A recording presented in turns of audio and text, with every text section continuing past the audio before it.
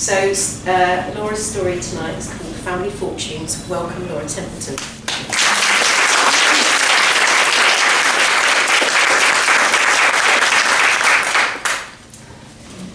It was the morning of my 13th birthday, and I woke up in the very strange but luxurious surroundings of the Fernley Guest House on the Dunkeld Road in Perth. And it was the first time I'd been away from home without my brothers and sisters, and the first time Mum and I had gone away on holiday together, alone. And the first time I'd ever stayed in anybody's house that wasn't my aunties or uncles. Now I knew the area because I was brought up about a mile further down the road at the poorer end of town. We rented a 3-bedroom flat, and I lived there with Mum and Dad. George, the lodger.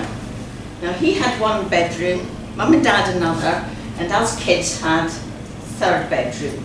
And there was 2 beds, one for boys and one for girls. And it was my luck to sleep at the bottom of the double bed between my sister's feet. She has had an impression on me all my life. Now how I got there, it was coming up to my 13th birthday, and Mum asked me what I'd like as a present. And I did think about jeans. They were quite new at the time, telling you how old I am. But actually what I said was I really wanted to go back home to Perth. I was desperately homesick. And lo and behold, she allowed me to go. Well, I was just gobsmacked. So there I was, back home. Now, I said there was 5 children. I was the middle, and I was definitely the odd one out. And Mum and I always had a special relationship. And my dad knew about the special relationship, and he didn't like it. He felt very uncomfortable and he'd bully me a bit, especially when Mum wasn't there. For instance, we used to have cereal for breakfast and for tea most days. And he knew I hated milk, and Mum would always give me toast or bread instead, but he'd insist that I had to have milk. There's no good, you can't be bloody different to anybody else. So I'd sit there, and this cornflakes would get soggy as I cried into them, and then he'd send me to bed, and I'd go, I'm still not obeying you. Anyway, Mum and I had this special relationship for a number of reasons, and one of them was because of Mr. Small. Now, Mr. Small was the local insurance agent, and he was known to everyone locally. He'd go into their houses, pick up the insurance money, write in the little book, and go off. And if people were going to be out, they'd leave the door open, the money on the shelves. He was loved and trusted by everyone. And sometimes he'd come along if we were late for school. And he'd pick up my brother. He had a scooter, and he'd pick up my brother, and he'd go on the front between his arms, and my sister and I would sit on the back, and off we'd go to school. Now, health and safety in them days.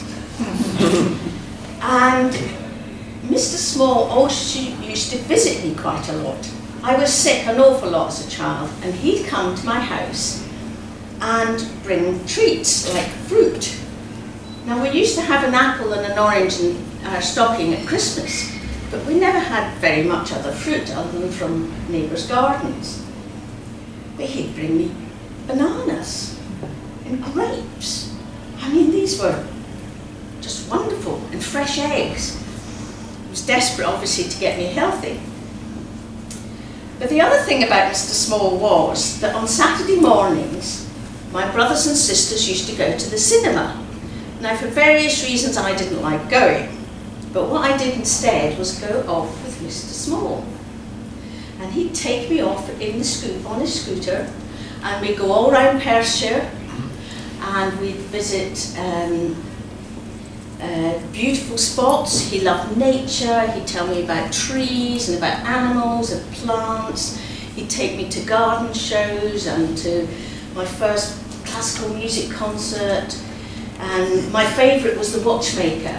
He was a lovely man. He lived in this little place, and we'd go down the back of the shop, and he was pieces of watches and clocks and all ticking, and you know, try on the little eyepiece, and then afterwards, before I went home, he'd take me for tea. So we'd go into some tea room or a hotel, and the waitress would come with a little penny and they'd bring tiers of cakes. And this was just like so foreign, it was wonderful. So I'd eat cake, and then I'd wash it down with Coca-Cola. Well, I mean, you know, this was foreign stuff. It was just gorgeous. And then I'd go home, and I'd tell my sisters and brothers that what I'd be doing, which was staying with Margaret. Now, my friend Margaret was my best friend, and she had a hole in the heart, and she lived close to the school, and she wasn't allowed out very much. She wasn't allowed to exercise. So if we were to see each other, I had to go to her house. So, no problem. Now, back to this holiday. There I was in Perth, 13 years old, and Mum's and Mr. Small was there. She said, actually, we're going to go to Blackpool. Blackpool? I have no idea why we're going to Blackpool, but I didn't object, so off we went. And this was the first time I ever stayed in a hotel. I mean, I was just blown over. And we had a room on the front, and it looked out to the sea. And then as night came, the illuminations were on. I mean, it was all lit up. It was like fairyland. It was just magic. And I had a wonderful time. Now, I don't ever remember Mum saying to me, "You mustn't tell your brothers and sisters about this."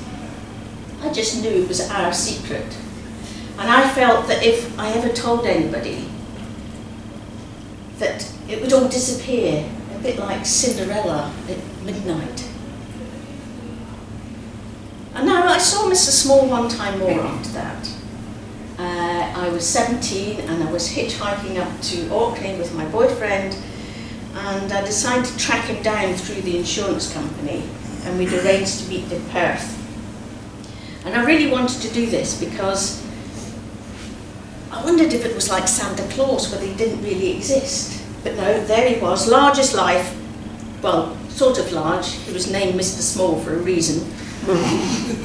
And we had a wonderful time. He treated us a slap-up meal, and we caught up for hours and hours, and then we had to part company. And tears in our eyes, and he foisted money on me to help me on my way.